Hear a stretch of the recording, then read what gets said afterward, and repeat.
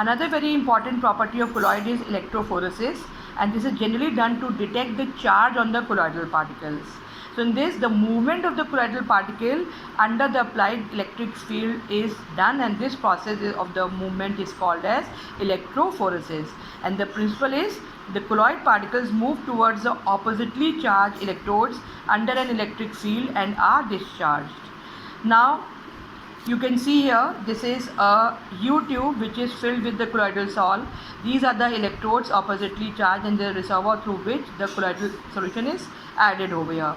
Now this colloidal particles, the dispersed particles, are having some charge, and according to the charge, the particles will either move towards the positive or towards the negative electrodes.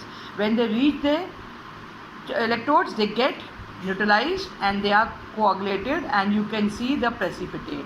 So if the precipitate is formed at the positive electrode, that means the sol particles were negatively charged, and if it is formed at the negative electrode, then it is positively charged. So this is how the charge can be detected. Now if the movement of this particle is prevented by a medium or a membrane, then the movement of the solvent particles start taking place, because through the membrane the solute particles or the dispersed phase particles cannot move.